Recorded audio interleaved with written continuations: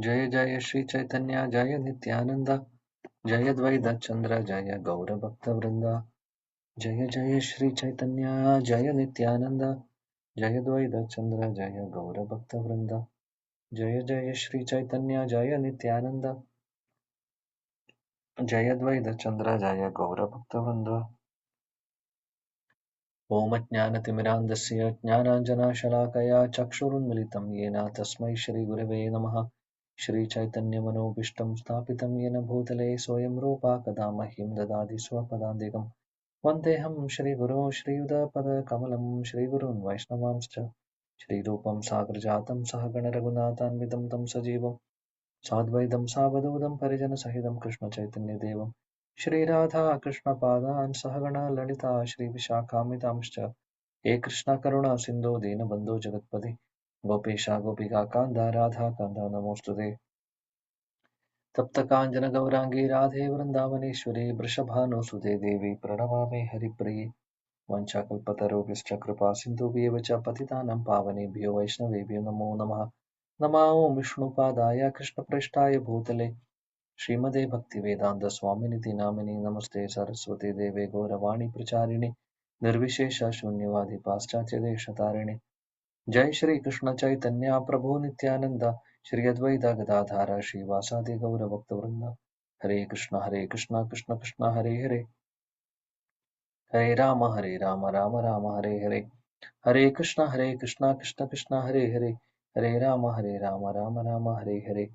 हरे कृष्ण कृष्ण कृष्ण हरे हरे हरे राम राम राम हरे हरे। मूकं करोति वाचालं पङ्गुं लङ्घयते गिरिं यत्कृपातमहं वन्दे श्रीगुरुदीनतारिणं परमानन्दमाधवं श्रीचैतन्यमीश्वरम्।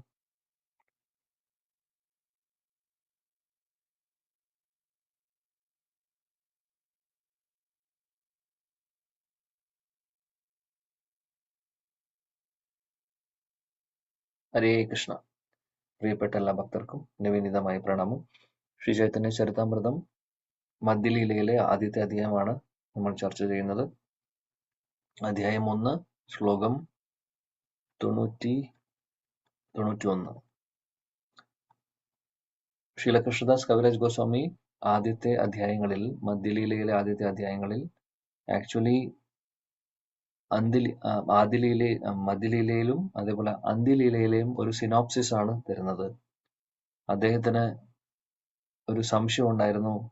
അദ്ദേഹം ഒരുപാട് പ്രായമായിട്ടാണ് ചൈതന്യ ചരിതാമൃതം എഴുതുന്നത്, നമുക്കറിയാം. നമ്മൾ നേരത്തെ ചർച്ച ചെയ്തിട്ടുള്ള വിഷയമാണ്. അതുകൊണ്ട് അദ്ദേഹം ഇനി ഇത് പൂർത്തിയാക്കാൻ സാധിച്ചില്ലെങ്കിലോ എന്ന് പറഞ്ഞുകൊണ്ട് അദ്ദേഹം അന്ത്യലീലയുടെ ഒരു സിനോപ്സിസ് എന്ന് പറഞ്ഞു കഴിഞ്ഞാൽ ഒരു എസെൻസ്, അതെല്ലാം രണ്ട് അധ്യായങ്ങളിലായിട്ട് അദ്ദേഹം ചുരുക്കത്തിൽ നമുക്ക് പറഞ്ഞു തരുവാണ് ചെയ്യുന്നത്. അങ്ങനെയാണ് മധ്യലീല തുടങ്ങുന്നത്.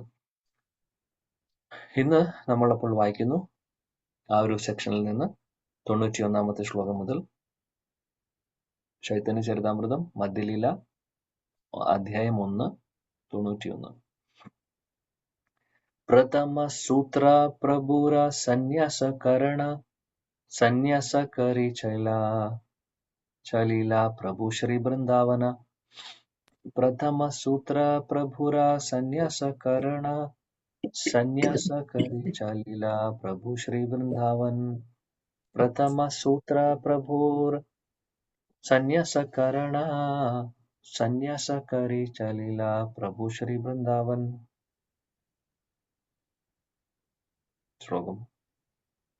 ശ്ലോകം വായിക്കാം. ഹരേ കൃഷ്ണ പ്രഭു പ്രണാമം. പ്രഥമ സൂത്ര പ്രഭുര സന്യാസ കരി ചലീല പ്രഭു ശ്രീ വൃന്ദാവന. വിവർത്തനം ബൈ ശില പ്രഭുപാദ് കി ജയ്. ആദ്യത്തെ സംഗ്രഹം ഇതാണ്. സന്യാസം സ്വീകരിച്ചതിനു ശേഷം ചൈതന്യ മഹാപ്രഭു വൃന്ദാവനത്തിലേക്ക് പുറപ്പെട്ടു. ഭാവാർത്ഥം: ഈ പ്രസ്താവനകളെല്ലാം വ്യക്തമായും ശ്രീ ചൈതന്യ മഹാപ്രഭുവിന്റെ സന്യാസ സ്വീകരണത്തിന്റെ യഥാർത്ഥ വിവരണമാണ്. അവിടുന്നിന്റെ ഈ സന്യാസ സ്വീകരണത്തെ മായാവാദികളുടെ സന്യാസ സ്വീകരണത്തോട് ഒട്ടും തന്നെ താരതമ്യം ചെയ്യാനാവില്ല. സന്യാസം സ്വീകരിച്ചതിനു ശേഷം മഹാപ്രഭു വൃന്ദാവനത്തിൽ എത്തിച്ചേരാൻ ഇച്ഛിച്ചു. നിരപേക്ഷ സത്യത്തിന്റെ അസ്തിത്വത്തിൽ ലയിക്കാൻ ഇച്ഛിക്കുന്ന മായാവാദി സന്യാസിമാരെ പോലെ ആയിരുന്നില്ല മഹാപ്രഭു. ഒരു വൈഷ്ണവനെ സംബന്ധിച്ച് സന്യാസം സ്വീകരിക്കുക എന്നാൽ എല്ലാ ഭൗതിക കർമ്മങ്ങളിൽ നിന്നും മോചനം നേടുകയും ഭഗവാന്റെ അതീന്ദ്രിയ പ്രേമയുത സേവനത്തിനായി സ്വയം പൂർണ്ണമായി സമർപ്പിക്കുകയും ചെയ്യുക എന്നാണ് അർത്ഥം. ഇത് ശ്രീല രൂപഗോസ്വാമിയാൽ സ്ഥിരീകരിച്ചിരിക്കുന്നു. ഭക്തിരസാമൃത സിന്ധു 1-2 255. അനാസക്തസ്യ വിഷയാൻ യഥാർഹം ഉപയുജ്ഞത നിർബന്ധ കൃഷ്ണ സംബന്ധേ യുക്തം വൈരാഗ്യമുച്ചതേ. ഒരു വൈഷ്ണവനെ സംബന്ധിച്ച് സന്യാസം എന്നാൽ ഭൗതിക വിഷയങ്ങളോടുള്ള ആസക്തി പൂർണ്ണമായും ഉപേക്ഷിക്കുകയും ഭഗവാന്റെ അതീന്ദ്രിയ പ്രേമയുത സേവനത്തിൽ ഇടതടവില്ലാതെ വ്യാപരിക്കുകയും ചെയ്യുക എന്നാണ് അർത്ഥം. എന്നാൽ മായാവാദി സന്യാസിമാർക്ക് സർവ്വതും ഭഗവാന്റെ സേവനത്തിൽ ഏർപ്പെടുത്തുന്നത് എങ്ങനെയെന്നറിയില്ല. അവർക്ക് ഭക്തിപരമായ പരിശീലനമില്ലാത്തതിനാൽ ഭൗതിക വസ്തുക്കൾ തീണ്ടിക്കൂടാത്തവയാണെന്ന് അവർ കരുതുന്നു. ബ്രഹ്മസത്യം ജഗൻ മിഥ്യ. മായാവാദികൾ ലോകം മിഥ്യയാണെന്ന് വിചാരിക്കുന്നു. പക്ഷേ വൈഷ്ണവ സന്യാസിമാർ ഇങ്ങനെ ചിന്തിക്കുന്നില്ല. വൈഷ്ണവർ പറയുന്നു, ലോകം എന്തിനു മിഥ്യയാകണം? അത് യഥാർത്ഥവും പരമദിവ്യാത്മ പുരുഷന്റെ സേവനത്തിനായി ഉദ്ദേശിക്കപ്പെട്ടിട്ടുള്ളതുമാകുന്നു. ഒരു വൈഷ്ണവ സന്യാസിക്ക് പരിത്യാഗമെന്നാൽ സ്വന്തം ഇന്ദ്രിയാസ്വാദനത്തിന് ഒന്നും സ്വീകരിക്കാതിരിക്കലാണ്. ഭക്തിയുത സേവനം എന്നാൽ എല്ലാത്തിനെയും ഭഗവത് പ്രീതിക്കായി വ്യാപരിക്കുക എന്നാണ് അർത്ഥം. ശില പ്രഭുപാദ് കി ജയ. ഹരേ കൃഷ്ണ. Thank you. ശ്രീ ശില കൃഷ്ണദാസ് കവിരാജ് ഗോസ്വാമി പറയുന്നു, ചൈതന്യ മഹാപ്രഭു സന്യാസം സ്വീകരിച്ചതിന് ശേഷം 24-ാമത്തെ വയസ്സിലാണ് ശ്രീ ചൈതന്യ മഹാപ്രഭു സന്യാസം സ്വീകരിക്കുന്നത്. അതിനുശേഷം അദ്ദേഹം വൃന്ദാവനത്തിലേക്ക് പോകാൻ തുടങ്ങുകയാണ് ചെയ്യുന്നത്. ശിലപ്രഭുജി ഭാവാർത്ഥത്തിൽ പറയുന്നു, അതായത് സന്യാസം എന്ന് പറയുന്നത് അല്ലെങ്കിൽ ഈ വിരക്തി ജീവിതം എല്ലാം ഉപേക്ഷിച്ച് സന്യാസം എടുക്കുക എന്ന് പറഞ്ഞു കഴിഞ്ഞാൽ എല്ലാ അറ്റാച്ച്മെന്റ്സും ഉപേക്ഷിച്ച്, ഭൗതികമായിട്ടുള്ള എല്ലാ അറ്റാച്ച്മെന്റ്സും ഉപേക്ഷിച്ച് ഒരു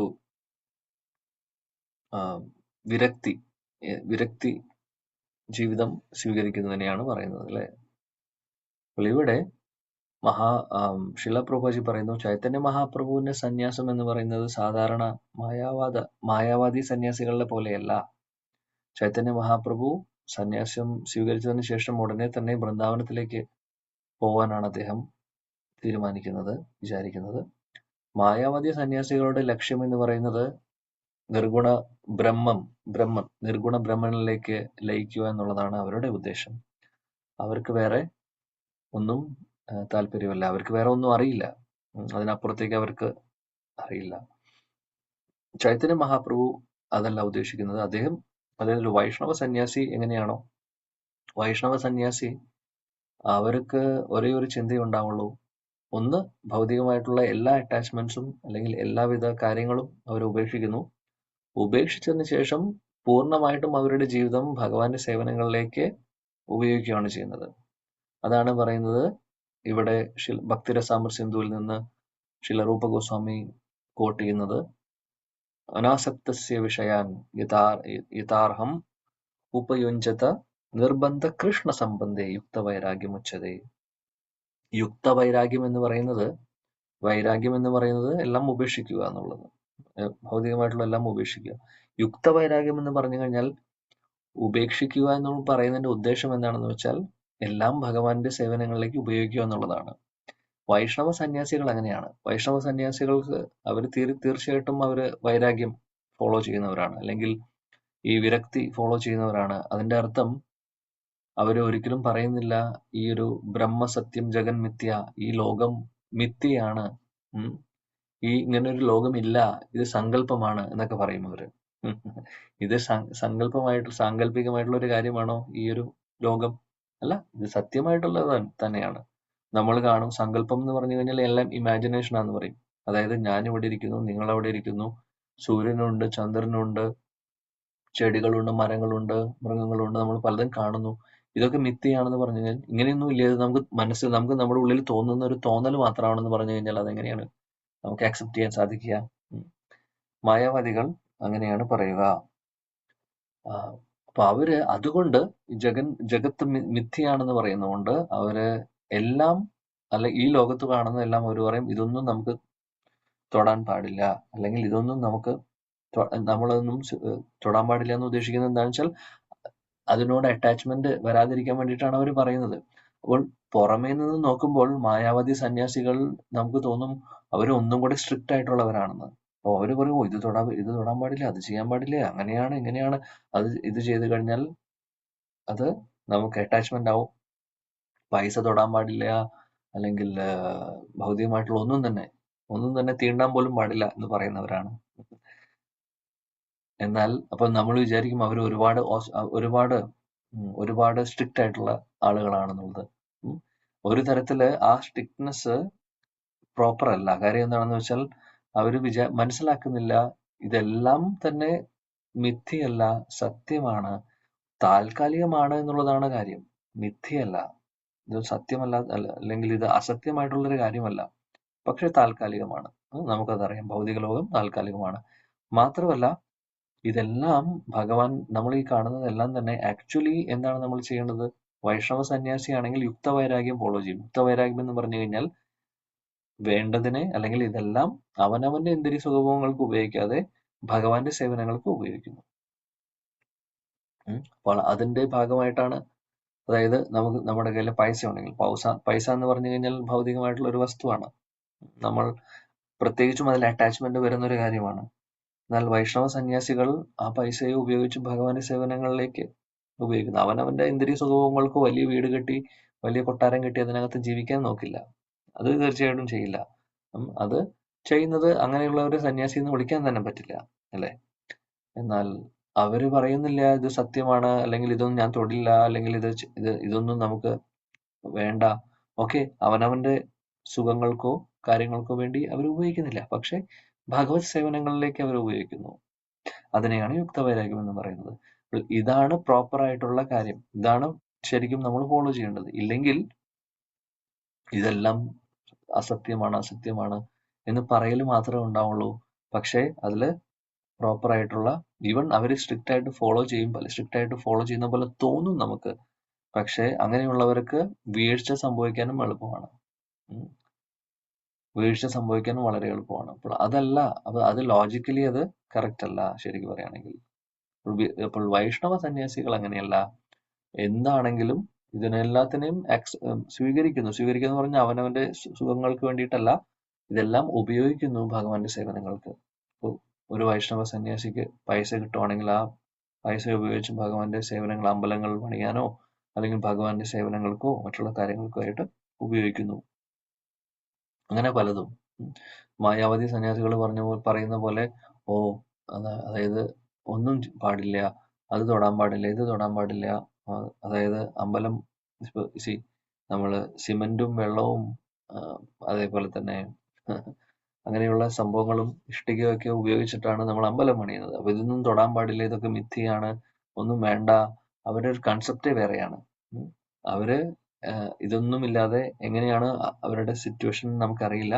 എന്താണെങ്കിലും അത് ശരിയായിട്ടുള്ള ഒരു പ്രോപ്പർ ആയിട്ടുള്ളൊരു വഴിയല്ല. ഇതെല്ലാം കഴിഞ്ഞിട്ട് അവര് പറയും ഭഗവാന് രൂപമില്ല. അത് കഴിഞ്ഞിട്ട് പറയും ഭഗവാനും നമ്മൾ ഒരേപോലെയാണ്, ഒന്നാണ്, ആത്മാവും പരമാത്മാവും തമ്മിൽ വ്യത്യാസമില്ല. അപ്പൊ അങ്ങനെ പല കൺക്ലൂഷൻസുമാണ് അവർ പറയുന്നത്.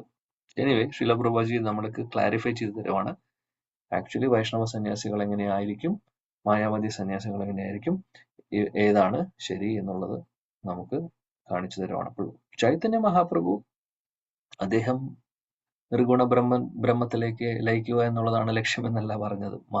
ചൈതന്യ മഹാപ്രഭു കൃഷ്ണൻ തന്നെയാണ്. അദ്ദേഹം പറയുന്നു, അദ്ദേഹം സന്യാസം എടുത്തതിനു ശേഷം വൃന്ദാവനത്തിലേക്ക് പോകാനാണ് അദ്ദേഹം ആഗ്രഹിച്ചത്. വൃന്ദാവനത്തിലേക്ക് പോയി ഭഗവാൻ പൂർണ്ണമായിട്ടും അദ്ദേഹത്തിന്റെ ബാക്കിയുള്ള ജീവിതം ഭഗവത് സേവനങ്ങളിലേക്ക് ഉപയോഗിക്കുക എന്നുള്ളൊരു ലക്ഷ്യം മാത്രമേ അദ്ദേഹത്തിന് ഉണ്ടായിരുന്നുള്ളൂ. അതാണ് ഇവിടെ ശ്രീല പ്രഭുപാദജി പറഞ്ഞു തരുന്നത്. അടുത്ത ശ്ലോകം. പ്രേമിത വിഹ്വല ബാഹ്യ നാഹിക സ്മരണ രാഡാദേശ തീന ദിന കരില ബ്രഹ്മണ. ഹരേ കൃഷ്ണ. പ്രേമേദേ വിഹ്വല ബാഹ്യ നാഹിക സ്മരണ രാഡാദേശേ തീന ദിന കരില ഭ്രമണ. വിവർത്തനം ശ്രീല പ്രഭുപാദ് കി ജയ്. വൃന്ദാവനത്തിലേക്ക് യാത്ര തിരിക്കുമ്പോൾ ശ്രീ ചൈതന്യ മഹാപ്രഭു കൃഷ്ണപ്രേമത്താൽ അതീവ വിഹ്വലനായി തീരുകയും ബാഹ്യലോകത്തെക്കുറിച്ചുള്ള സ്മരണയാകെ നഷ്ടപ്പെടുകയും ചെയ്തു. ആ അവസ്ഥയിൽ അവിടുന്ന് ഗംഗാനദി പ്രവഹിക്കാത്ത പ്രദേശമായ രാഢദേശത്ത് 3 ദിവസം തുടർച്ചയായി ചുറ്റി സഞ്ചരിച്ചു. ഹരേ കൃഷ്ണ. ഉം. ചൈതന്യ മഹാപ്രഭു വൃന്ദാവനത്തിലേക്ക് പോകുന്ന സമയത്ത് അദ്ദേഹം അതീന്ദ്രിയാവസ്ഥയിലായിരുന്നു. അദ്ദേഹത്തിന് കൃഷ്ണപ്രേമം അദ്ദേഹത്തിന്റെ ശരീരത്തിലൂടെ ഇങ്ങനെ സഞ്ചരിച്ച എല്ലാം ഈ ബാഹ്യ ലോകവുമായിട്ട് ഒരു ബന്ധവുമില്ലാത്ത ഒരവസ്ഥയായിരുന്നു. അങ്ങനെ അദ്ദേഹം രാഢാദേശ് എന്ന് ഉദ്ദേശിക്കുന്നത് ഗംഗാ നദി ഒഴുകുന്ന സ്ഥലത്താണ് രാഢാദേശ് എന്ന് പറയുന്നത്.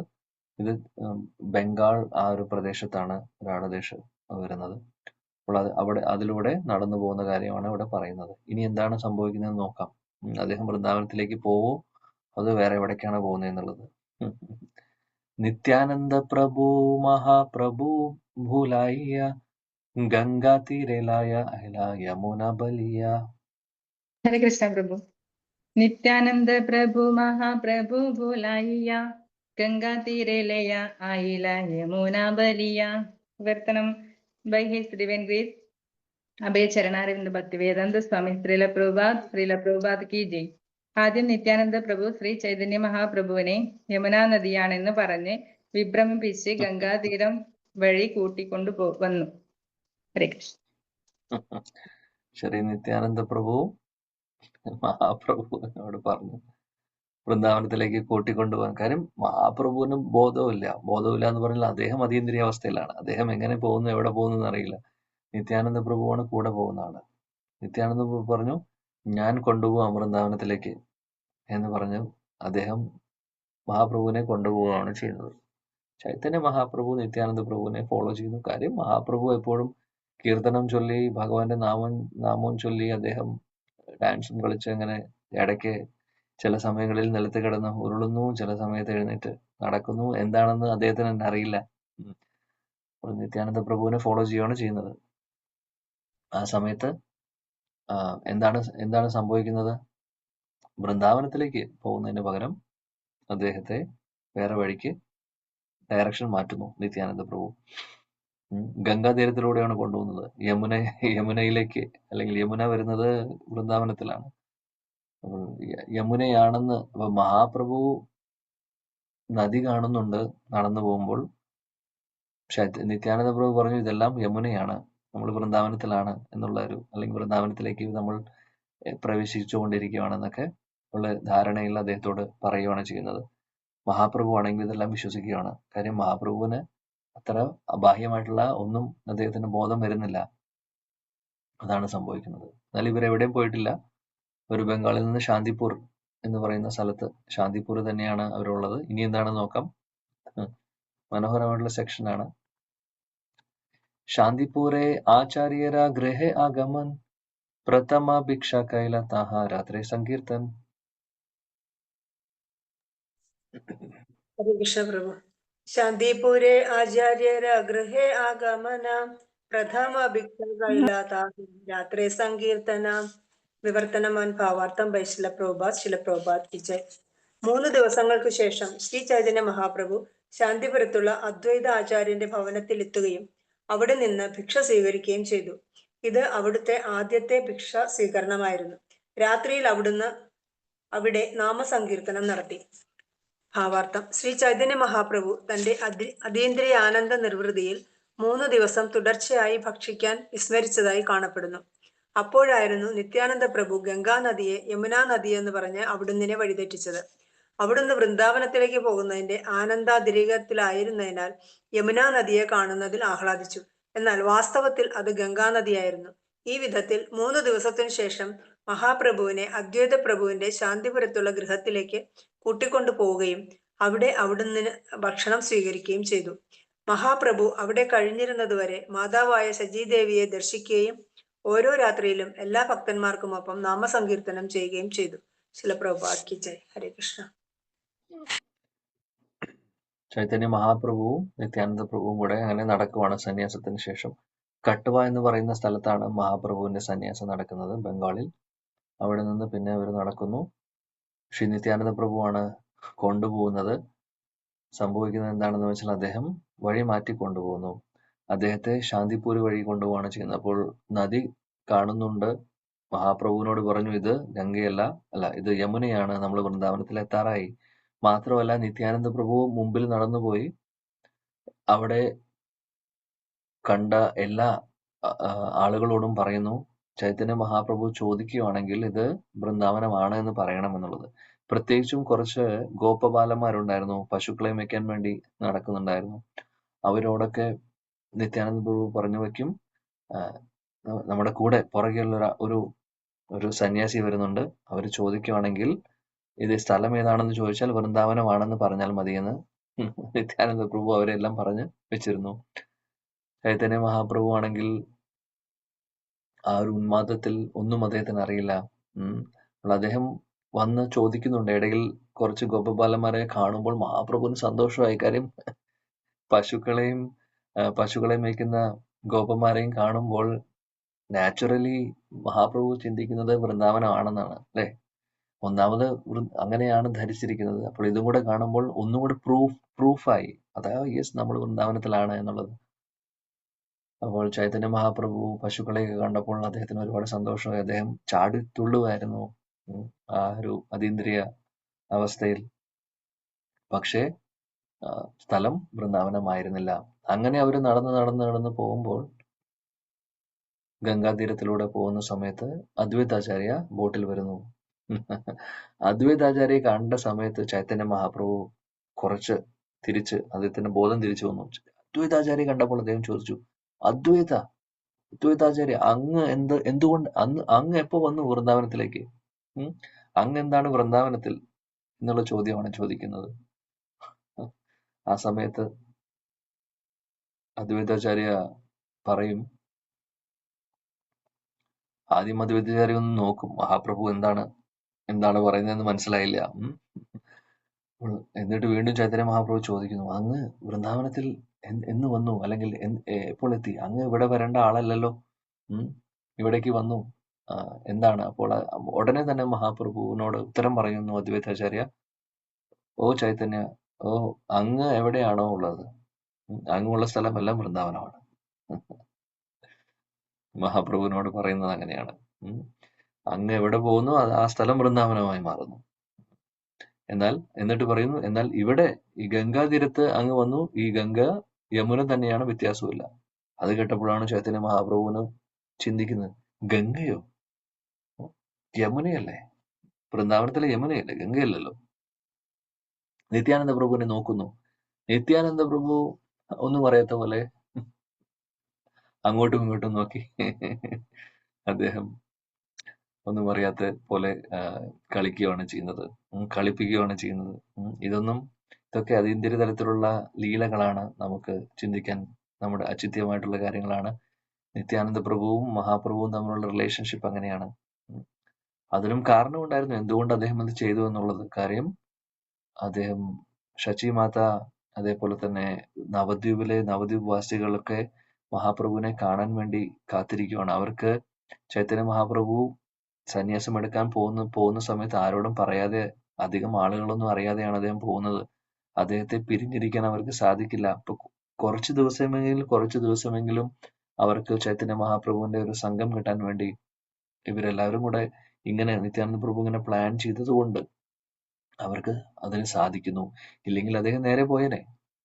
പിന്നെ അതും മാത്രമല്ല, വേറെയും കാരണങ്ങളുണ്ട്. വൃന്ദാവനത്തിലേക്ക് പോകുന്നതിന് പകരം അദ്ദേഹം സ്ഥലവും മാറുന്നു. പോകുന്ന സ്ഥലവും അദ്ദേഹം പോയി ഇനി സന്യാസത്തിന് ശേഷം അവിടെ ഏത് സ്ഥലമാണ് അദ്ദേഹം സ്വീകരിക്കുന്നത്? വൃന്ദാവനത്തിന് പകരം ജഗന്നാഥപുരിയാണ് അദ്ദേഹം സ്വീകരിക്കുന്നത്. അപ്പോൾ ഇതെല്ലാം നടക്കുന്നത് ഈ ശാന്തിപൂരിലൂടെ പോയത് കൊണ്ടാണ്. അപ്പോൾ ഇതെല്ലാം പ്ലാൻ ചെയ്തിട്ടാണ് നിത്യാനന്ദ പ്രഭു കാര്യങ്ങൾ ചെയ്യുന്നത്. സോ ഇതെല്ലാം ലീലയുടെ ഭാഗമായിട്ട് നടക്കുന്നു. അങ്ങനെ അദ്വൈതാചാര്യ കാണുമ്പോൾ അദ്വൈതാചാര്യോട് ചോദിക്കുന്നു. അദ്വൈതാചാര്യ പറയുന്നു, സന്തോഷമായി, എന്തായാലും നമുക്ക് വീട്ടിലോട്ട് പോകാം. അദ്വൈതാചാര്യോട് ചോദിക്കും, ഏത് വീട്ടിലോട്ട് പോകുന്നു? വൃന്ദാവനത്തിൽ നമ്മൾ ആണ്, ഏത് വീട്ടിലോട്ട് പോകുന്ന കാര്യമാണ് പറയുന്നത്? അദ്വൈതാചാര്യ പറഞ്ഞു, എന്റെ വീട്ടിലേക്ക്. അപ്പോഴാണ് ചൈതന്യ മഹാപ്രഭുവിന് മനസ്സിലാവുന്നത്, നമ്മൾ ശാന്തിപൂരിലാണ്, നമ്മൾ ഇപ്പോഴും ഗംഗാതീരത്താണ് നിൽക്കുന്നത്. ആ സമയത്ത് പക്ഷേ അദ്വൈതാചാര്യ ഒരു കാര്യം പറഞ്ഞു. മഹാപ്രഭു അവിടെ ഗംഗയിൽ കുളിച്ചു. അദ്ദേഹത്തിന് ഒരുപാട് സന്തോഷം. അദ്ദേഹം അതീന്ദ്രിയ അവസ്ഥയിൽ വരുന്നു. ആ സമയത്ത് ചൈതന്യ മഹാപ്രഭുവിനോട് പറയുന്നു, ശരിക്ക് പറയുകയാണെങ്കിൽ ഒരു ടെക്നിക്കലായിട്ട് അദ്വൈതാചാര്യ പറയുന്നു മഹാപ്രഭുവിനോട്, ശരിക്ക് പറയുകയാണെങ്കിൽ ഈ ഒരു സ്ഥലം എന്ന് പറയുന്നത് അവിടെ ഗംഗയും യമുനയും കൂടെ ചേരുന്ന ഒരു സ്ഥലമാണ്. അതുകൊണ്ട് ഗംഗയും യമുനയും തമ്മിൽ വ്യത്യാസമില്ല. അങ്ങ് കുളിച്ചത് യമുനയിൽ തന്നെയാണ്, വ്യത്യാസമില്ല എന്ന് പറഞ്ഞു. സോ അങ്ങനെ ഒരു കാര്യം കൂടി അവിടെ ഉണ്ട്. അദ്ദേഹം വെറുതെ പറഞ്ഞതല്ല. ആ ഗംഗ ഒഴുകുന്നതും യമുന ഒഴുകുന്നതും ആ ഒരു സ്പെഷ്യൽ ഇവര് നിൽക്കുന്നുണ്ടായിരുന്ന ആ സ്ഥലത്ത്, ആ ഒരു ഏരിയയിൽ രണ്ടും കൂടെ ചേരുന്ന ഒരു സ്ഥലമാണ്. അതുകൊണ്ട് ഗംഗയെ യമുന എന്ന് വിളിക്കുന്നതിന് തെറ്റില്ല എന്നും കൂടെ അദ്വൈതാചാര്യ പറയുന്നു. അതിനുശേഷം അദ്വൈതാചാര്യ മഹാപ്രഭുവിനെയും നിത്യാനന്ദ പ്രഭുവിനെയും വീട്ടിലേക്ക് ക്ഷണിക്കുന്നു. എന്നിട്ട് പറയുന്നു, നിങ്ങൾക്ക് അവിടെ ഭക്ഷണം എല്ലാം ശരിയാക്കി വെച്ചിട്ടുണ്ട്, പ്രസാദമെല്ലാം റെഡിയാക്കി വെച്ചിട്ടുണ്ട്. അതാണ് പറയുന്നത് ഇവിടെ ഈ ഒരു ശ്ലോകത്തിൽ പറയുന്നത്, മഹാപ്രഭു അവിടെ പോയി ഭിക്ഷ സ്വീകരിക്കുന്നു എന്ന് പറഞ്ഞു കഴിഞ്ഞാൽ സന്യാസത്തിന് ശേഷം അദ്ദേഹം ആദ്യം പോകുന്ന സ്ഥലമാണ് അദ്വൈതാചാര്യയുടെ വീട്ടിലേക്ക്. അദ്വൈതാചാര്യ പറഞ്ഞു ചൈതന്യ മഹാപ്രഭുവിനോടും നിത്യാനന്ദ പ്രഭുവിനോടും, വളരെ സിമ്പിൾ ആയിട്ടുള്ള കുറച്ച് പ്രസാദം ഉണ്ടാക്കിയിട്ടുണ്ട്, അറേഞ്ച് ചെയ്തിട്ടുണ്ട്, നിങ്ങൾ വന്നതൊന്ന് കഴിച്ചോളൂ എന്ന് പറഞ്ഞു. കുറച്ച് ദിവസമായിട്ട് നിങ്ങൾ നടക്കുന്നല്ലേ, കാര്യം 3 ദിവസങ്ങളായിട്ട് അവര് നടക്കുകയാണ്. സന്യാസം എടുത്തതിന് ശേഷം കട്ടുവയിൽ നിന്ന് നടന്നുകൊണ്ടിരിക്കുകയാണ്. 3 ദിവസമായി. അപ്പോൾ ഇവിടെ ഭാവാർത്ഥത്തിൽ ശിലപ്രഭുജി പറയുന്നു, ചൈതന്യ മഹാപ്രഭു 3 ദിവസം ഒന്നും കഴിച്ചിട്ടില്ല എന്നുള്ളത്. നിത്യാനന്ദ പ്രഭുവും അങ്ങനെ തന്നെ. അങ്ങനെ അദ്വൈതാചാര്യയുടെ വീട്ടിൽ വന്നപ്പോൾ എന്ത് സംഭവിക്കുന്നു? അദ്വൈതാചാര്യയുടെ വീട്ടിൽ വരുമ്പോൾ അവിടെ അതിമനോഹരമായിട്ടുള്ള എല്ലാ അറേഞ്ച്മെന്റ്സും ചെയ്തിട്ടുണ്ട്. അങ്ങനെ മഹാപ്രഭുവും നിത്യാനന്ദ പ്രഭുവും കുളിച്ചതിന് ശേഷം ഭക്ഷണം കഴിക്കാൻ വേണ്ടി ഒരു റൂമിൽ കൊണ്ടിരുത്തുന്നു. അതിനുശേഷം വലിയൊരു നീളത്തിലുള്ള വാഴയില വിളമ്പുന്നു. എന്നിട്ട് അദ്വൈതാചാര്യ ഓരോരോ സാധനങ്ങളായിട്ട് കൊണ്ടുവന്ന് ഇങ്ങനെ ഫിൽ ചെയ്യാണ്. 3 ഇലകളുണ്ട്. ഒന്നും മനസ്സിലാവുന്നില്ല. ചൈതന്യ മഹാപ്രഭു നിത്യാനന്ദ പ്രഭുവും ശ്രദ്ധിക്കുന്നില്ല, അവർക്ക് മനസ്സിലാവുന്നില്ല.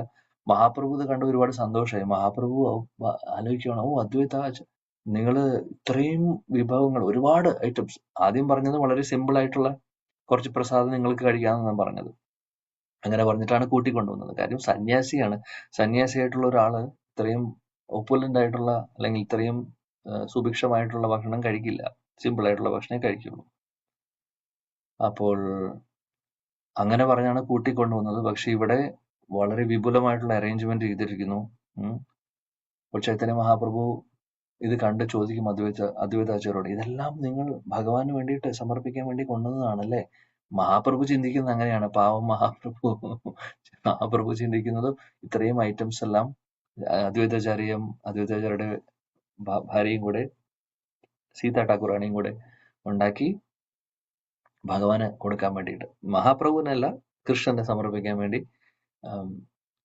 ഉണ്ടാക്കിയിട്ടുള്ളതാണെന്ന് ഇത് കണ്ടപ്പോൾ ചൈതന്യ മഹാപ്രഭുവിന് സന്തോഷമായി. കാര്യം ഭഗവാൻ ഇത്രയും ഭോഗ കൊടുക്കുന്നത് കണ്ടപ്പോൾ. എന്നാൽ എന്ത് സംഭവിക്കുന്നു? അവിടെ 3 ഇല വിരിച്ചിട്ടുണ്ട്. വലിയ ഇലയാണ്. അതിൽ ഒരുപാട് സ്ഥലം, വലിയ ഇലകൾ. അങ്ങനെ അതിൽ ഭക്ഷണം എല്ലാം, ഭോഗെല്ലാം വെക്കുന്നു. അതിനുശേഷം അദ്വൈതാചാര്യ മഹാപ്രഭുവിനെ നിത്യാനന്ദ പ്രഭുവിനെ പിടിച്ചിരുത്തുകയാണ് ചെയ്യുന്നത് കഴിക്കാൻ വേണ്ടിയിട്ട്. ചൈതന്യ മഹാപ്രഭു പറഞ്ഞു, ഇതൊക്കെ എന്താണ്? എനിക്കിതൊന്നും കഴിക്കാൻ സാധിക്കില്ല. ഇത്രയധികം ഭക്ഷണോ, ഇത്രയധികം സാധനങ്ങൾ എങ്ങനെ?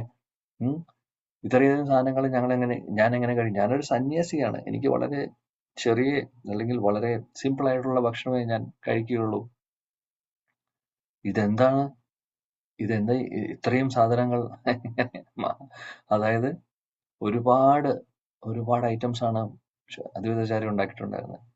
നിത്യാനന്ദ പ്രഭു ആണെങ്കിൽ ഇത് കണ്ടിട്ട് പറഞ്ഞു, ഇത് എന്റെ മൂക്കിലേക്ക് വലിക്കാൻ പോലുമില്ല. കാര്യം അദ്വൈതാചാര്യ അവിടെ പറയുന്നത്, ഇനി നമ്മൾ മുമ്പിൽ കാണും, മുന്നോട്ട് നമ്മൾ വേറെ അടുത്ത വരുന്ന അധ്യായങ്ങളിൽ കാണും. ഇവിടെ സിനോപ്സിസ് മാത്രമേ ഉള്ളൂ. അവിടെ ഡീറ്റെയിൽസ് പറയുന്നുണ്ട്. അതായത് മല പോലെ ചോറ് വിളമ്പിയിരിക്കുകയാണ് മുമ്പിൽ. അതേപോലെ ഒരുപാട് കറികൾ ഓരോ കലങ്ങളായിട്ട് വെച്ചിരിക്കുകയാണ് ഇവരുടെ മുമ്പിൽ. മാത്രമല്ല ഈ മല പോലെ ചോറ് വിളമ്പിയിട്ടുണ്ട്. ആ ചോറിനകത്തൊരു കുഴിയെല്ലാം കുത്തി നെയ്യ് ഒഴിച്ചു കൊടുക്കുകയാണ് ചെയ്യുന്നത്. ഫ്രഷ് ആയിട്ടുള്ള പ്യുവർ ശുദ്ധ നെയ്യ് ഒഴിച്ചു കൊടുക്കുന്നു. ഇതെല്ലാം ചെയ്തിട്ടുണ്ട്. നിത്യാനന്ദ പ്രഭു ഇതെല്ലാം കണ്ടിട്ട് പറഞ്ഞു, ഇതൊക്കെ എന്താണ്? എനിക്ക് എന്റെ മൂക്കിലേക്ക് വലിക്കാനുള്ളത് പോലും ഇല്ല. അദ്വൈതാചാര്യ കളിപ്പിക്കുകയാണ് ചെയ്യുന്നത്. കാര്യം നിത്യാനന്ദ പ്രഭുവും അദ്വൈതാചാര്യയും വളരെ സുഹൃത്തുക്കളാണ്, വളരെ അടുത്ത സുഹൃത്തുക്കളാണ്. അവര് അങ്ങോട്ടും ഇങ്ങോട്ടും ഇടയ്ക്ക് ചീത്ത പറയും, അങ്ങോട്ടും ഇങ്ങോട്ടും കളിക്കും, അങ്ങനെ പല കാര്യങ്ങളും ചെയ്യും. അവരുടെ ഡയലോഗ്സ് എല്ലാം വളരെ രസമാണ്. ഫ്രണ്ട്ഷിപ്പ് ഉള്ളത് കൊണ്ട്, അത്രയും റിലേഷൻഷിപ്പ് ഉള്ളത് കൊണ്ട്. നിത്യാനന്ദ അപ്പോൾ അദ്വൈതാചാര്യ പറയും, ഇങ്ങനെ ഒരു അവധൂതനെ ഞാൻ കണ്ടിട്ടില്ല. ഇതേപോലെ ഒരാളുണ്ടാവും, ഇങ്ങനെ ഇത്രയും ഭക്ഷണം കഴിക്കുന്ന ഒരാളുണ്ടാവും എന്ന് പറഞ്ഞ് അദ്വൈതാചാര്യ നിത്യാനന്ദ പ്രഭുവിനെ കളിയാക്കും. നിത്യാനന്ദ പ്രഭു ദേഷ്യം വരുന്ന പോലെ കാണിച്ച് കുറച്ച് ചോറൊക്കെ എടുത്ത് അദ്വൈതാചാര്യയുടെ മേത്തേക്ക് എറിയും. അദ്വൈതാചാര്യയുടെ ശരീരത്തില് നമ്മുടെ നിത്യാനന്ദ പ്രഭുവിന്റെ മഹാപ്രസാദം കൊള്ളുമ്പോൾ അദ്വൈതാചാര്യ ഡാൻസ് കളിച്ചോളൂ. ഓഹോ, എന്റെ ജീവിതം സഫലമായി. നിത്യാനന്ദ പ്രഭുവിന്റെ മഹാപ്രസാദം എന്റെ ശരീരത്തിൽ സ്പർശിച്ചു എന്ന് പറഞ്ഞ് അദ്ദേഹം ഡാൻസ് കളിച്ചു തുടങ്ങി. അങ്ങനെ ഒരുപാട് രസകരമായിട്ടുള്ള മുഹൂർത്തങ്ങളുണ്ട്. മഹാപ്രഭു ആണെങ്കിൽ ഇതെല്ലാം കണ്ടുകൊണ്ടിരിക്കുകയാണ്, എന്താണ് സംഭവിക്കുന്നത്. ചൈതന്യ മഹാപ്രഭുവും നിത്യാനന്ദ പ്രഭുവും അദ്വൈതാചാര്യരുടെയും വളരെ മനോഹരമായിട്ടുള്ള ഒരു ലീലയാണ് ഈ ഒരു സെക്ഷനിൽ. ഇതിനുശേഷം ഇവിടെ പറയുന്നു, ഡീറ്റെയിൽസ് ഒക്കെ ഇനി നമ്മൾ മുന്നോട്ട് കാണും. അങ്ങനെ കുറച്ച് ദിവസങ്ങൾ ശാന്തിപൂരിൽ അദ്ദേഹം താമസിക്കുന്നു. ആ സമയത്ത് ശചിദേവി വരുന്നു നവദ്വീപിൽ നിന്ന്. ശചിദേവി മഹാപ്രഭുവിന്റെ അമ്മ. ചൈതന്യ മഹാപ്രഭുവിനെ സന്യാസത്തിന് ശേഷം ആദ്യമായിട്ട് കാണുന്നത് ശാന്തിപൂരിൽ വെച്ചാണ്. അങ്ങനെ കുറച്ചു ദിവസം ശചിദേവിയുടെ കൂടെ അവിടെ എല്ലാവരുടെയും കൂടെ മഹാപ്രഭു താമസിക്കുന്നു. എല്ലാ ദിവസവും അവർ പിന്നെ തീരുമാനിക്കുന്നു, ശചിദേവി മഹാപ്രഭുവിന് ഇനിയുള്ള ദിവസങ്ങൾ, ഇവിടെ എത്ര ദിവസമാണോ താമസിക്കുന്നത് അത്രയും ദിവസങ്ങൾ ശചിദേവി ആയിരിക്കും മഹാപ്രഭുവിന് വേണ്ടി ഭക്ഷണം പാകം ചെയ്യുന്നുണ്ടാവുക എന്നുള്ള തീരുമാനം എടുക്കുന്നു. അങ്ങനെ ഇതെല്ലാം കഴിഞ്ഞ് എല്ലാ ദിവസവും ശചിദേവിയുടെ കൈകളിൽ കൊണ്ടുണ്ടാക്കിയിട്ടുള്ള ഭക്ഷണം മഹാപ്രഭുവിന് കൊടുക്കുന്നു, മകന് കൊടുക്കുന്നു. പിന്നെ അതേപോലെ തന്നെ ഒരുപാട് ഭക്തരുണ്ട്. നവദ്വീപിൽ നിന്ന് ഒരുപാട് ഭക്തർ വന്നിട്ടുണ്ട്. അവർക്ക് എല്ലാവർക്കും പ്രസാദമുണ്ട്. പിന്നെ 24 മണിക്കൂറും കീർത്തനമാണ് അവിടെ. കീർത്തനവും ഹരികഥയും മാത്രമാണ് നടക്കുന്നത്. അങ്ങനെയൊരു സെക്ഷനാണ് ഈ ഒരു ഭാഗത്ത്, അല്ലെങ്കിൽ ശാന്തിപൂരിൽ നടക്കുന്നത് അങ്ങനെയാണ്. അതിനുശേഷം എന്ത് സംഭവിക്കുന്നു എന്ന് വെച്ചാൽ, എന്താണ് സംഭവിക്കുന്നതെന്ന് വെച്ചാൽ, ഇവിടെ താഴെ പറയുന്നു, അദ്വൈതാചാര്യയുടെ വീട്ടിൽ ഉള്ള സമയത്ത് ശചിമാത പറയുന്നു, വൃന്ദാവനത്തിലേക്ക് പോകണ്ട, നീ വൃന്ദാവനത്തിലേക്ക് പോയി കഴിഞ്ഞാൽ എനിക്ക് നിന്നെക്കുറിച്ച് ഒരു വിവരങ്ങളും കിട്ടില്ല, അതുകൊണ്ട് ജഗന്നാഥ്പുരിയിൽ പോയാൽ മതി എന്നുള്ളൊരു അഭിപ്രായം പറയുന്നു. അഭിപ്രായം ശചിദേവി പറയുമ്പോൾ ബാക്കിയുള്ള എല്ലാ ഭക്തരും അത് അംഗീകരിക്കുന്നു. എല്ലാവരും ഒരേ സ്വരത്തിൽ അംഗീകരിച്ച് പറയുന്നു, അമ്മ പറയുന്ന പോലെ, ശചിദേവി പറയുന്ന പോലെ തന്നെ ചെയ്താൽ മതി. അങ്ങനെ അവസാനം മഹാപ്രഭു അത് സമ്മതിക്കുന്നു. അപ്പോൾ വൃന്ദാവനത്തിലേക്ക് പോവേണ്ട ആള് പിന്നെ അദ്ദേഹം ജഗന്നാഥ്പുരി ആക്കുന്നു അദ്ദേഹത്തിന്റെ ബേസ്. അതാണ് സംഭവിക്കുന്നത്. ഓക്കെ, ഒരു ശ്ലോകം കൂടെ നോക്കാം. 95. മാതാ ഭക്ത ഗണേരതാഹ കരില മിലന സർവസമാധാന കരി കൈല നീലാദ്രി ഗമന. ഹരേ കൃഷ്ണ പ്രഭു. മാതാ ഭക്ത ഗണേരതാഹാൻ കരില മിലന സർവസമാധാന കരി കൈല നീലാദ്രി ഗമന. വിവർത്തനം ഭാവാർത്ഥം ബൈ ശിലപ്രഭുപാദ്. അദ്വൈത പ്രഭുവിന്റെ ഭവനത്തിൽ അവിടുന്ന് തന്റെ മാതാവിനെയും അതുപോലെ മായാപ്പൂരിൽ നിന്നുള്ള ഭക്തഗണങ്ങളെയും കണ്ടുമുട്ടി. അവിടുന്ന് എല്ലാം വ്യവസ്ഥപ്പെടുത്തിയിട്ട് ജഗന്നാഥപുരിയിലേക്ക് പോയി. ഭാവാർത്ഥം: തന്റെ സന്യാസ സ്വീകരണം മാതാവിന് ഇടിമിന്നലേറ്റ പോലെ ആയിരുന്നുവെന്ന് ശ്രീ ചൈതന്യ മഹാപ്രഭുവിന് നന്നായി അറിയാമായിരുന്നു. അതിനാൽ അവിടുന്ന് തന്റെ മാതാവിനെയും മായാപ്പൂരിലെ ഭക്തന്മാരെയും വിളിച്ചു വരുത്തുകയും ശ്രീ അദ്വൈതാചാര്യന്റെ സജ്ജീകരണത്താൽ സന്യാസ സ്വീകരണത്തിനു ശേഷം അവസാനമായി അവരെ സന്ധിക്കുകയും ചെയ്തു. അവിടുന്ന് ശിരോമുണ്ഡനം ചെയ്തത് കണ്ട മാതാവ് ദുഃഖപരവശയായി. അവിടുത്തെ ശിരസിലെ മനോഹരമായ കേശം ഇപ്പോൾ ഉണ്ടായിരുന്നില്ല. ശചി മാതാവിനെ എല്ലാ ഭക്തന്മാരും സ്വാന്തനപ്പെടുത്തി. 3 ദിവസം ഭക്ഷിക്കാതിരുന്നതിനാൽ നല്ല വിശപ്പുണ്ടെന്ന് പറഞ്ഞ ചൈതന്യ മഹാപ്രഭു തനിക്ക് വേണ്ടി ഭക്ഷണം പാകം ചെയ്യാൻ മാതാവിനോട് ആവശ്യപ്പെട്ടു. മാതാവ് തൽക്ഷണം സമ്മതിക്കുകയും മറ്റെല്ലാം മറന്ന് അവർ ശ്രീ അദ്വൈത പ്രഭുവിന്റെ വീട്ടിലുണ്ടായിരുന്ന എല്ലാ ദിവസവും മഹാപ്രഭുവിന് വേണ്ടി ഭക്ഷണം തയ്യാറാക്കുകയും ചെയ്തു. അനന്തരം ഏതാനും ദിവസങ്ങൾക്ക് ശേഷം മഹാപ്രഭു ജഗന്നാഥപുരിയിലേക്ക് പോകുവാൻ മാതാവിന്റെ അനുവാദം അഭ്യർത്ഥിച്ചു. മാതാവിന്റെ അഭ്യർത്ഥന പ്രകാരം അവിടുന്ന് സന്യാസം സ്വീകരിച്ചതിനു ശേഷം ജഗന്നാഥപുരി തന്റെ ആസ്ഥാനമാക്കി. അപ്രകാരം എല്ലാം വ്യവസ്ഥപ്പെടുത്തിയതിനു ശേഷം ശ്രീ ചൈതന്യ മഹാപ്രഭു മാതാവിന്റെ അനുവാദത്തോടുകൂടി ജഗന്നാഥപുരിയിലേക്ക് പുറപ്പെട്ടു. ഹരേ കൃഷ്ണ. ശില പ്രഭുപാദ് കി ജയ്. താങ്ക് യു പ്രഭു. ഹരേ കൃഷ്ണ. അദ്വൈത പ്രഭുവിന്റെ വീട്ടിൽ അവരെല്ലാവരും ഇരിക്കുന്നു. മഹാപ്രഭുവും നിത്യാനന്ദ പ്രഭുവും ഉണ്ട്. അവിടേക്ക് ശചി മാതാ നവദ്വീപിൽ നിന്ന് വരുന്നു. അതേപോലെ ഒരുപാട് ഭക്തരും മഹാപ്രഭുവിനെ കാണാൻ വേണ്ടി വരുവാണ് ചെയ്യുന്നത്. അവിടെയുള്ള കാര്യമാണ് ഇവിടെ വിശദീകരിക്കുന്നത്. അവിടെ നടക്കുന്ന കാര്യങ്ങളാണ് ശില പ്രഭുപാദ് ഭാവാർത്ഥത്തിൽ പറയുന്നു. അങ്ങനെ അവരെല്ലാവരും വന്നതിന് ശേഷം ശചിമാത, ഞാൻ ഓൾറെഡി നേരത്തെ ശ്ലോകത്തിൽ ഡിസ്കഷനിൽ നമ്മൾ പറഞ്ഞിരുന്നു, ശചിമാതയാണ് പിന്നീട് മഹാപ്രഭുവിന് വേണ്ടി പാചകം ചെയ്യുന്നത് അവിടെയുള്ള ദിവസം മുഴുവനും. കാര്യം അത്രമാത്രം സ്നേഹമായിരുന്നു അമ്മയ്ക്ക് മകനോട്. എന്നാൽ മഹാപ്രഭുവിനുള്ള സ്നേഹവും അതിനേക്കാൾ അപ്പുറമാണ്. മഹാപ്രഭുവിനെ ആ ഒരു റിലേഷൻ, അച്ഛനും അമ്മയും മകനും തമ്മിലുള്ള റിലേഷൻ, മാതൃഭക്ത ശിരോമണി എന്ന് മഹാപ്രഭുവിനെ വിളിക്കും. ശചിമാതയുടെ പ്രാണനായിരുന്നു ചൈതന്യ മഹാപ്രഭു. അതേപോലെ തന്നെയായിരുന്നു ചൈതന്യ മഹാപ്രഭുവിന്റെ ജീവനായിരുന്നു അമ്മ. ഒരുപാട് വിഷമത്തോടു കൂടിയിട്ടാണ് സന്യാസം സ്വീകരിക്കുന്നത്. പക്ഷേ അതൊരു ആവശ്യമായതുകൊണ്ട്, അല്ലെ, അങ്ങനെ ഒരു ആവശ്യം ഉണ്ടായിരുന്നു. കാര്യം ആളുകൾ ആരും മഹാപ്രഭു അവതാരം എടുത്തു വന്ന് അദ്ദേഹത്തിന് അവതാരത്തിന്റെ ലക്ഷ്യങ്ങൾ ഉണ്ടായിരുന്നു. അതെല്ലാം നടക്കണമെങ്കിൽ ആളുകൾ മഹാപ്രഭു പറയുന്ന കാര്യങ്ങൾ സ്വീകരിക്കണമല്ലോ.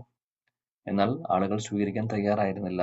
ഗൃഹസ്ഥാശ്രമത്തിൽ ഇരിക്കുന്ന ഒരു അവസ്ഥയിൽ മഹാപ്രഭു പറയുന്നതിനെ വിലയെടുക്കുന്നുണ്ടായിരുന്നില്ല. അപ്പൊ അതുകൊണ്ട് അദ്ദേഹം വിചാരിച്ചു, സന്യാസം സ്വീകരിക്കുകയാണെങ്കിൽ, കാവി വസ്ത്രം ധരിച്ച സന്യാസം സ്വീകരിക്കുമ്പോൾ ആളുകൾക്ക് സന്യാസികളോട് ഒരു ബഹുമാനം ഉണ്ട്. അപ്പോൾ അതുകൊണ്ട് ഞാൻ പറയാൻ ഉദ്ദേശിക്കുന്ന കാര്യങ്ങൾ പറയുവാനും അവർക്കത് മനസ്സിലാവാനും അവരത് സ്വീകരിക്കാനും എളുപ്പമായിരിക്കും. അതിനു വേണ്ടിയിട്ടാണ് അദ്ദേഹം ചെയ്യുന്നത്. ഒന്ന് ആലോചിച്ച് നോക്കി, ഇവരെല്ലാം ഉപേക്ഷിച്ച് പോകുന്നത് മഹാപ്രഭു അദ്ദേഹം നമ്മളോടുള്ള സ്നേഹം കൊണ്ട്. അന്ന് ചൈതന്യ മഹാപ്രഭു സന്യാസം സ്വീകരിച്ചത് കൊണ്ടാണ് ഇന്ന് നമ്മൾ ഹരേകൃഷ്ണ മഹാമന്ത്രം ചൊല്ലുന്നത്. അങ്ങനെയാണ്. അതിനുശേഷമാണ് അദ്ദേഹം ഇന്ത്യ മുഴുവനും നടന്ന് അദ്ദേഹം ഈ ഒരു കൃഷ്ണ പ്രേമം കൊടുക്കുന്നത്, എല്ലാവരിലേക്കും എത്തിക്കുന്നത്.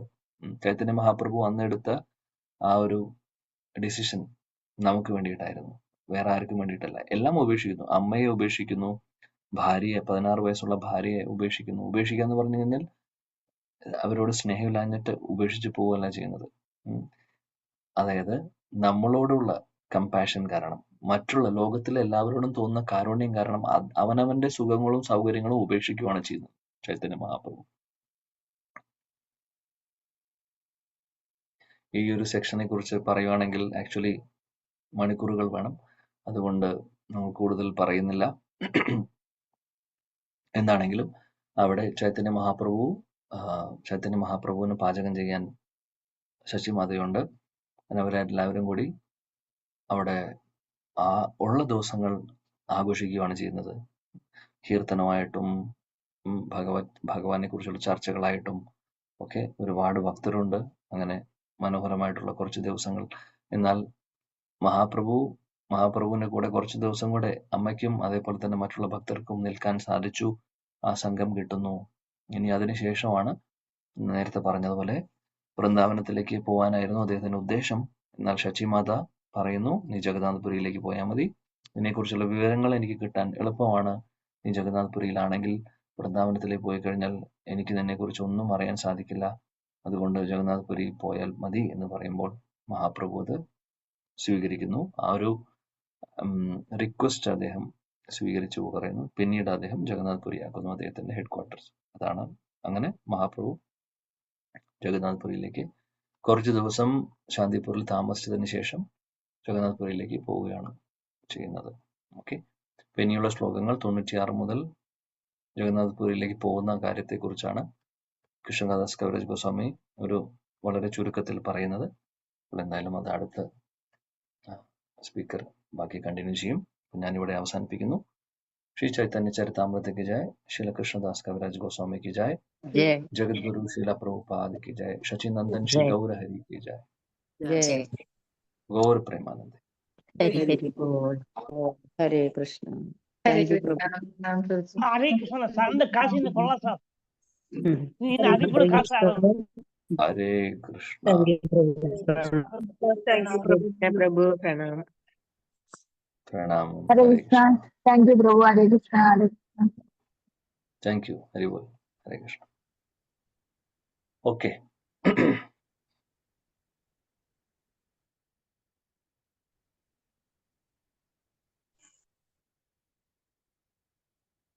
वाञ्छाकल्पतरुभ्यश्च कृपा सिन्धुभ्यश्च पतितानं पावनेभ्यो वैष्णवेभ्यो नमो नमः. हरे कृष्ण. हरे कृष्ण. हरे कृष्ण. हरे Thank you. कृष्ण.